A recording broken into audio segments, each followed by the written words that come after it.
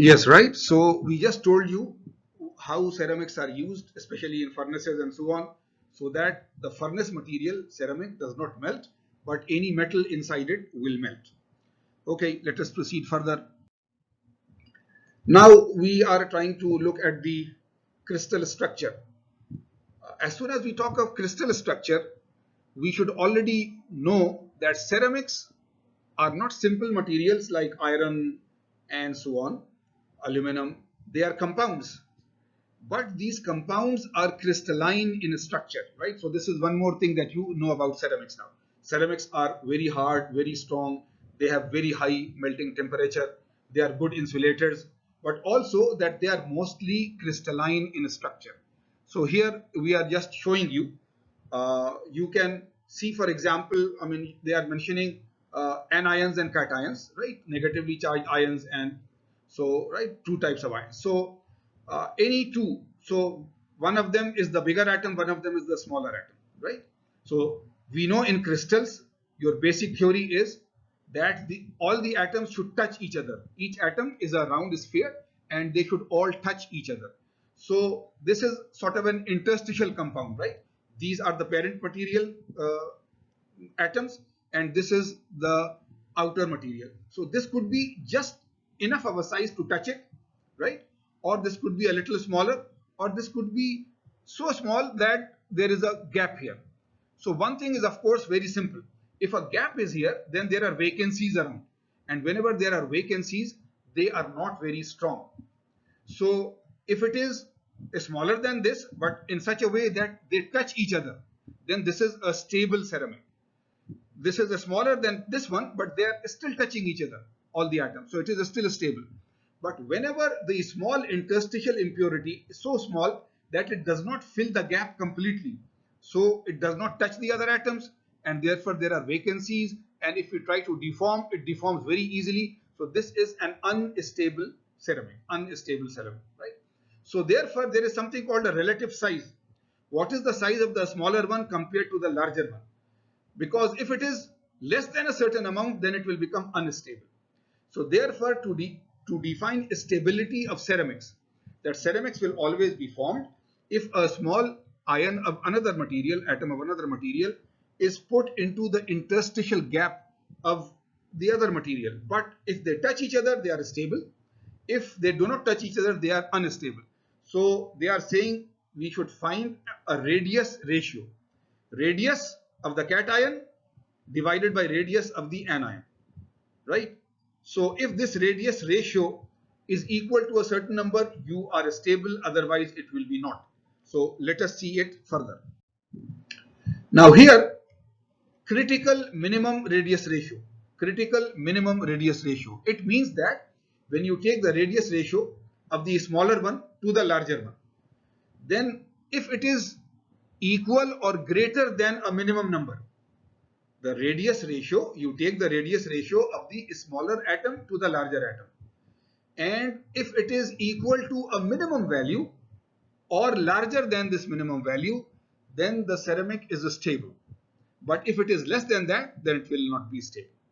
So here we are showing you, see, you know coordination number. Remember, coordination number means that how many atoms are touching the other atoms, right? So how many smaller atoms are touching the larger atoms? 3. So coordination number is 3. How many is, right? A small one is touching 4. 4. So if they touch 3 outer ones, it is corners of a triangle. If they touch 4, then it is a tetrahedron. 3 of these triangles at the base and 1 is above in the z-axis, and then it is touching like that. If it is touching 6, right, 4 here, 1 on top, 1 behind on the bottom, then it is an octahedron. And if it is like a basic cubic unit cell, that 4 are touching on the top, 4 are touching on the bottom, this becomes a cubic cell, then there are cubic. So the structures, coordination number 3, triangle, coordination number 4, tetrahedron, coordination number 6, octahedron, coordination number 8, cubical structure, right? But for each one of them, if one small one is touching 3 large ones, then what is the minimum radius of the small one so that it is a stable one, right? So this is now your task. You see, try to find by simple geometry. Draw this geometry. Draw this geometry. There are three large circles, so their radius is capital R. There is a small circle, its radius is a small r, right? And you can draw lines from the centers, so you join the centers. Similarly, you can join the center of the large one to the small one here to the large one there. So you have some geometry. You make this geometry. From this geometry, you separate only one small triangle, right? First, there is a big triangle. There is a big triangle. What is the radius here? Capital R. What is the radius here? Capital R. So from the center to center here, there is 2 capital R. But if you make a line from this center to this center, then from here to here is capital R. From here to the center of the small circle is a small r. So R plus capital R. So try to do that type of a geometry and then try to tell me that the ratio R upon R, small r upon capital R, what is the value? What is the value if this triangular structure is there? So don't go to the next slide. I keep on telling you in my video lecture, stop here, take a blank page, draw this triangular structure, mark capital R is the bigger radius, small r is the smaller radius, and then try to do some geometry of triangles, Pythagoras theorem and something, so that you can make an equation in which capital R is there, small r is there. And then from that equation, take the term which is a small r and take the term which is capital R and find the ratio of a small r upon capital R, and you will get a number. So this number will tell you that this is the minimum radius ratio of a small r upon capital R. If the radius ratio is equal to this or larger than this, you will get a stable ceramic for a triangular structure. But if it is smaller than that, then there will be a gap, right? So please do this. I mean, take 10 minutes, take 8 minutes, 5 minutes, do this. Either you will succeed in doing this and then you are very happy, or try it many times, maybe you fail. So, but you are sure now that either you have succeeded completely or you have tried many times but you are not getting it, then look at the solution, right? You have the lecture notes as a PDF copy also. So let us go to the next page and we will see it. So we are asking you to do the same thing. Calculate the critical minimum radius ratio, small r upon capital R, for the triangular coordination where Cn is equal to 3. Right? Capital R is the larger one, small r is the small one. So let's go ahead. So you see, you do this geometry. We know that all atoms should touch each other. That is the basic crystal theory. So the 3 large circles and the small circle in between must touch each other. So this is your initial geometry. Then, as I told you, you make this bigger ABC triangle. So AC is capital R plus capital R, 2R, right? Similarly here it is 2R, similarly here it is 2R. So this is one thing. Now draw the line A to the center O, right? So this AO is capital R plus a small r, and this AE, this half of this is capital R. So now this triangle, this A to E to A, this triangle is a very special triangle, right? This point they are calling is D, okay? So ADE, because it represents one side where only the large radius is there, and on the other there is the bigger radius capital R plus a small r. So this triangle we are drawing, sorry, right? This triangle we are drawing here. This triangle we are drawing here. So, right, you had the bigger triangle and you had the smaller triangle. The smaller triangle we are showing you here, the ADE. And this side is capital R, okay, no issue. And this side is capital R plus a small r.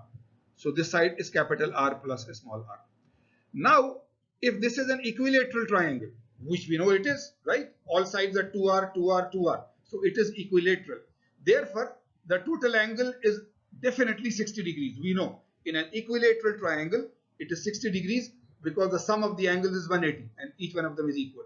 And this small triangle is half of that angle. So the angle is 30 degrees, right? So now you have everything. Now you have everything. If you take cos of 30 degrees, for example, it will be r upon r plus r. If you take sine of 30 degrees, this will be that. So now you have no issue. Once you know the sides and you know the angle, you can solve for it. So as I said, if you take the equation cos r, cos of 30 degrees. So this is capital R upon r plus r. And cos of 30 degrees, you know from your calculator. So you have an equation where there is a number cos of 30 is equal to capital R upon r plus a small r, and then just simplify it and find the ratio. So that is what we will show you. It's a little early for this, but let us take a break to refresh our minds. Married people may understand it or enjoy it a little more, but you are hopefully to be married in the near future, not too distant future. So there is this married couple. They are totally not new, maybe 2 years, 3 years and so on. So in the beginning you are very romantic and you say very nice things and so on. Now it has been some time, you are still a young couple. So one day the wife says that, why don't you, go back to the old days, say something nice about me. So the husband said, okay, why not? But can I say something else also? So she said, okay, say something nice about me, and then not very strongly, but you are then allowed to say something unnice about me also. So the husband says, okay, get ready. My wife, you are the whole life to me. You are my life, my entire life, my total life. So the wife is now really very, very, very happy, and she hugs him and say, oh my God, you are such a great husband. You have said such a nice thing to me.